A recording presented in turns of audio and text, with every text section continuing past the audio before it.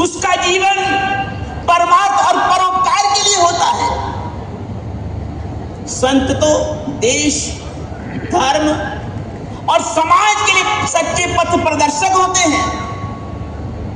जन जन तक पहुंचकर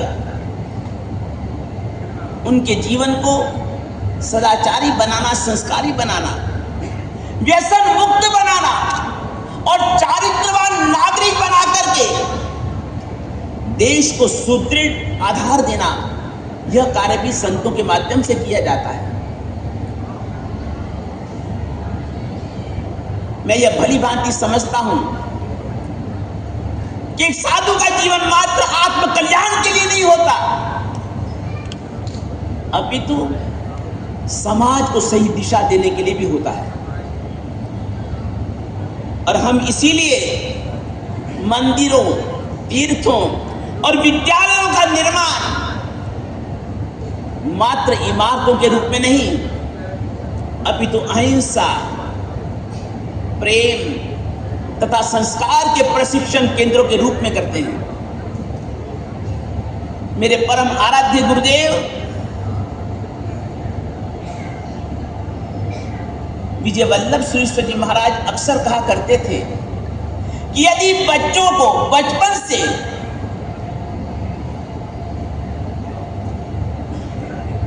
स्नेह, सामंजस्य, सहिष्णुता और करुणा के बीज बोए जाएं, तो समाज का भविष्य का समाज निश्चित ही अहिंसक बनेगा, संस्कारी और सदाचारी बनेगा। आज विश्व में चारों ओर हिंसा, आतंकवाद और सांप्रदायिक संघर्ष बढ़ते जा रहे हैं। मेरा यह मानना है, ऐसी स्थिति में यदि राजनीति और सत्ता से जुड़े लोगों को भी अहिंसा का प्रशिक्षण दिया जाए,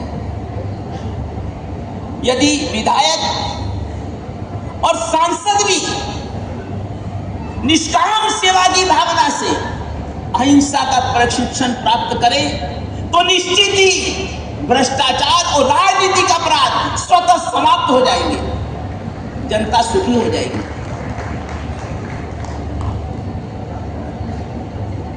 नगीना नगरी नागौर में आयोजित इस अभिनंदन समारोह में राष्ट्र की सेवा के लिए प्रतिदिन प्रतिपल अहरनिश समर्पित रहने वाले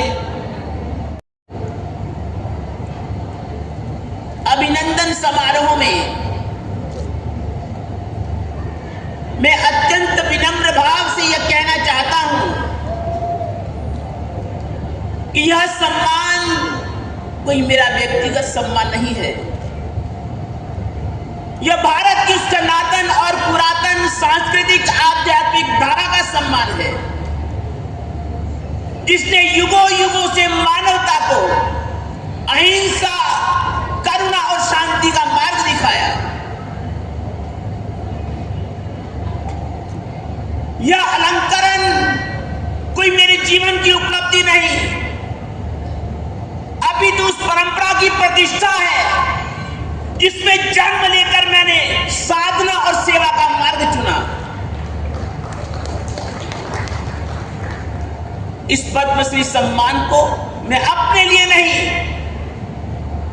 बल्कि उन असंख्य साधकों और सेवकों को समर्पित करता हूं, जिन्होंने बिना किसी प्रतिफल की आकांक्षा के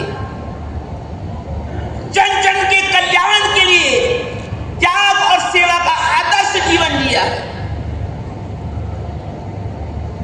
मैं इस सम्मान को उस संस्कृति और दर्शन का सम्मान मानता हूं जिसकी जड़ों में अहिंसा, शांति, सह-अस्तित्व और वसुधैव कुटुंबकम की भावना निहित है।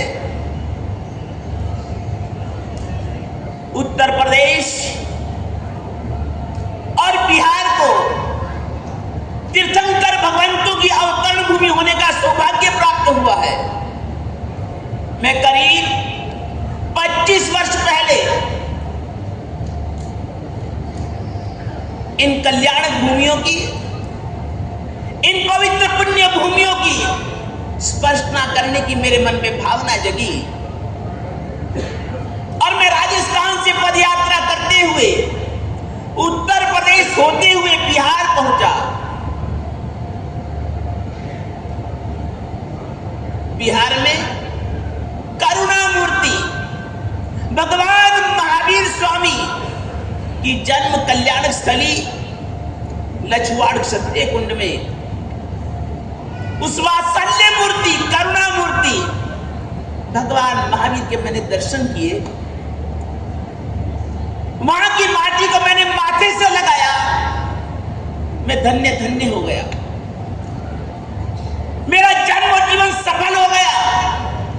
किंतु उस क्षेत्र में फैले अशिक्षा के अंधकार को जब मैंने देखा,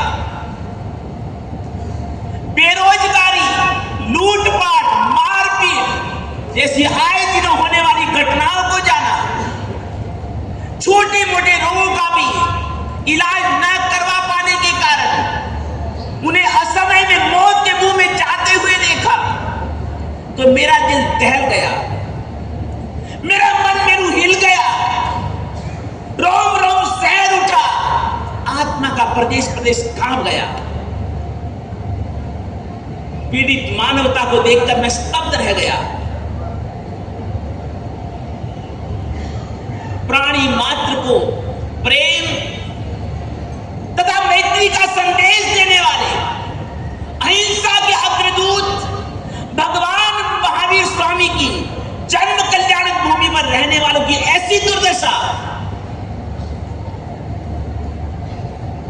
भगवान महावीर जिस भूमि पर जन्मे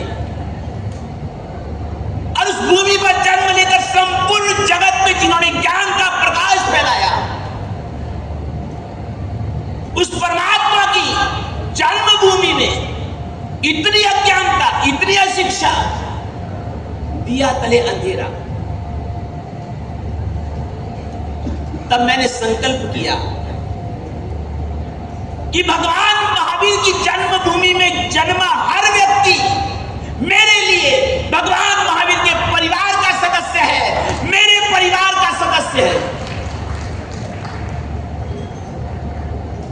राज्य सरकार तो न जाने इनके लिए कब जागेगी, किंतु मैं यह संकल्प लेता हूं कि अब मैं इस संपूर्ण क्षेत्र के चहुमुखी विकास और उन्नति के लिए हर संभव प्रयास करूंगा।